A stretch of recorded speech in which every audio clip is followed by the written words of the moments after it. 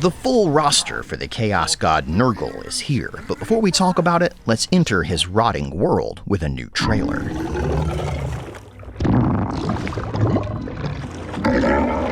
The Flesh Legion marches. A pestilent parade. Gaze upon the dominion of life and decay. A fertile universe pregnant with flames. The time for virulent rebirth is upon you. Rejoice in proliferation.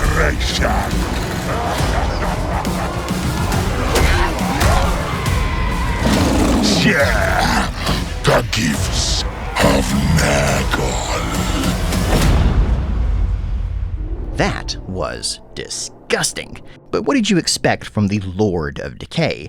A playable faction in Total War Warhammer III, the forces of Nurgle are slow and hardy, grinding down their enemies in battle with poisons, plague, and disease. But even when they're an unstoppable avalanche of putrid pustulence and infection, the forces of Decay still come at you with a smile on their face, which makes them all the more terrifying, content in the knowledge that they're all part of Grandfather Nurgle's great family. And Kugath Plaguefather will be the legendary lord leading his armies at launch. The master brewer of contagion, Kugath doesn't just spread Nurgle's plagues, he tirelessly works to improve upon them, adding that extra bit of boil to the Black Death and making sure the red pox leaves you with just the right amount of open weeping sores. In battle, he's carried around atop his palanquin by a dozen lucky Nurglings, doing such an effective job of the Hutt impersonation that he can't be bothered to walk or, unlock better mounts later on in the game. But all that time sitting in his own filth has given him the ability to lob vials of awful at anyone in range, which is pretty darn far as he works a lot like a siege engine, throwing exploding projectiles great distances with a longer interval between each attack, making Kugath your own personal plague catapult on turn 1. Couple this with the ability to summon packs of Nurglings on anyone that gets close enough and then have them explode on a whim, and you've got a legendary lord even more terrifying than he smells. Kugath also has spells from the lore of Nurgle at his disposal, and if that doesn't ring a bell for you, then you can click the link up above and see a breakdown of all the new spell lores appearing in Warhammer 3.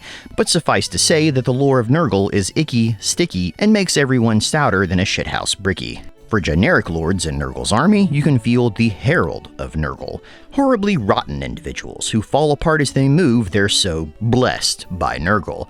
But their rotten bodies hide a strength and hardiness not to be trifled with, and I kid you not, all have such a positive can-do attitude that it's even more insufferable than their stench. In battle, heralds can ride upon a palanquin like Kugath or take to the skies on a rotfly, which makes them a flying mobile spellcaster, as they've got access to the lores of Nurgle and the lore of death.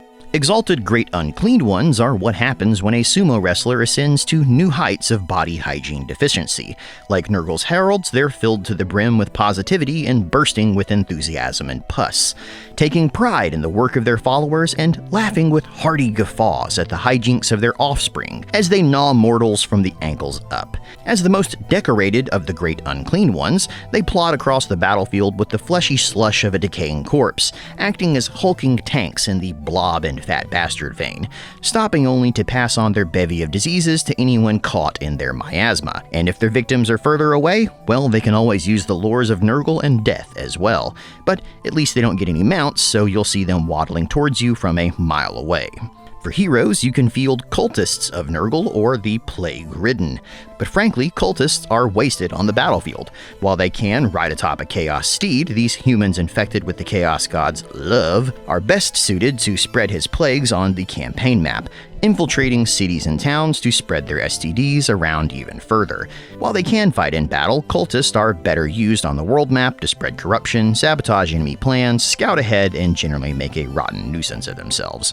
The Plague-Ridden, though, are infected mortals who have gone from simply smitten Plague-Bearer infantry to embrace their gifts and enjoy the life of the slowly putrefying. Like all of Nurgle's forces, they're exceptionally tanky, as they're already walking corpses anyway, so what are you gonna do, kill them again? You'd be doing them a favor. Plague-Ridden are hubs of sickness that inspire the troops around them and rot away at their enemies, but if they get bored of just beating their enemies to death, they're equally ready to use the lures of death and Nurgle to bring about the Plague Father's will, even getting to ride atop a palanquin or rotfly if they get too tired from acting as one of the 4 horsemen of the apocalypse. For infantry for Nurgle, there is no unit more lowly than the Nurgling, a tidal wave of tiny green bodies giggling with delight as they claw their way up an enemy's legs.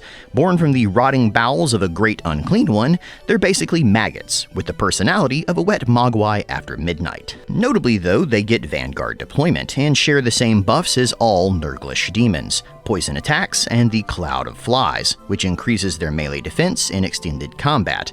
And as demons, they cause fear, have physical resistance, and are immune to terror and routing, making Nurglings an absolutely terrifying tar pit. Plague Bearers are Nurgle's bog-standard infantry. Covered in too little flesh and surrounded by a swarm of plump flies, what they lack in armor and skill they more than make up for with health and strength. Think of Plague Bearers as a glacially slow zombie horde of inevitable death.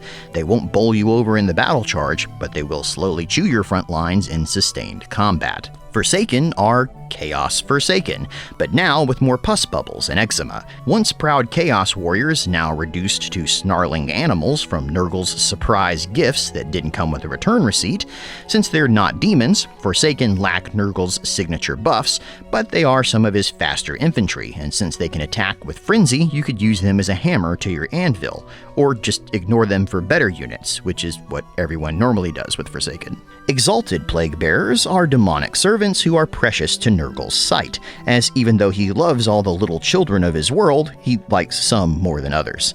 These exalted Plague Bearers follow your basic Daft Punk logic, being harder, better, faster, and stronger, but they also throw a small version of the Death's Head projectile at their enemies. It's armor-piercing and poisonous, so it slows and damages anyone it hits, but it has a low ammo count for balance reasons. And even though these demons are all arguably monsters and beasts, Nurgle sports a few specifically called them. Starting with Chaos Furies, which are undoubtedly called that because they're furious they weren't in the trailer, screenshots, or even the concept art. So I'm going to go out on a limb here and say they're like every other Chaos Fury except tinted green. These fast-moving flyers will work to support your slow-moving force by harrying and flanking the enemy, and with Vanguard attacks and poison able to slow down enemy formations, they should do a good job of pinning any problems down until your main force can arrive.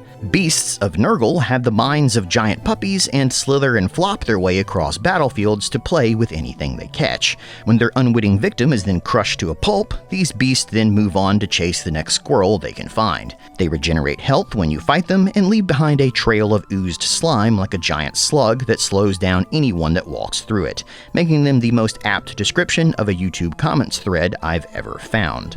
Plague Toads are giant horny toads, filled with pus and filth who live in sewers and outhouses and then eat anyone who comes near them, starting with their butts. They'll be a combination of light cavalry and war beast, much like war lions for the high elves, but with less purring and more fart noises. Also, they're anti-infantry, and a Budweiser Frogs joke waiting to happen. Pox Riders are what happens when a Plague Bearer straps a bridle onto a Plague Toad, crashing their way through enemies like bloated cannonballs to chop anything that doesn't get hopped on first. They're the slowest cavalry in the game, but as they're giant oversized infected toads, you can at least say they're trying, but they make up for it with high mass and charge, as well as extra health and staying power in combat. Chaos Spawn of Nurgle are, well, this concept art shows them with a unique look, but that wasn't in the trailer, so who knows. But Chaos Spawn normally are what happens when Nurgle gives somebody the old gift a few too many times, or if a champion forgets their safe word. But hey, they wanted the Chaos Gods to notice them, so I guess they're happy. They get poisonous attacks, regenerate health over time, and have a higher weapon strength and speed than most of Nurgle's forces. Rotflies are giant black flies. Everyone in the world can imagine how horrifying that is with no additional description needed. Rotflies are a fast-moving, armor-piercing, flying unit that can also be toggled to land on your last bite of food just to make sure and ruin your enemy's day. Plague drones are what happens when high-ranking plague bearers start playing too much Microsoft Flight Simulator. Someone gets the idea of how to make rotflies even more terrifying. A rotfly will even bite off an enemy's head and slowly digest it before vomiting it back up again for its rider to then throw at enemies in battle. These are called death heads and come as a ranged variant for the flying war beasts. Great Unclean Ones are the big chungus of Nurgle monsters, bloated with all manner of decay, disease, and corruption. Their organs hang out of their bodies, with Nurglings constantly bursting out from them and their putrefied abscesses. Not surprisingly, they spread terror on the battlefield, and due to their huge size and armor-piercing strikes, can cut through walls and fortress doors as easily as flesh. Couple that with access to the lore of Nurgle, and you can see why Great Unclean Ones will be an all-around menace to face. Which brings us to the Soul Grinders of Nurgle.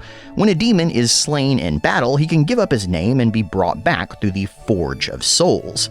Nurgle's version of Soul Grinders can vomit out giant globs of poisonous spit and destroy formations of enemies on the approach. Soul Grinders are all also great melee warriors though, and with Papa Nurgle's gifts of bountiful flesh, these Soul Grinders will be even hardier in combat. And that's Nurgle's roster in Warhammer 3.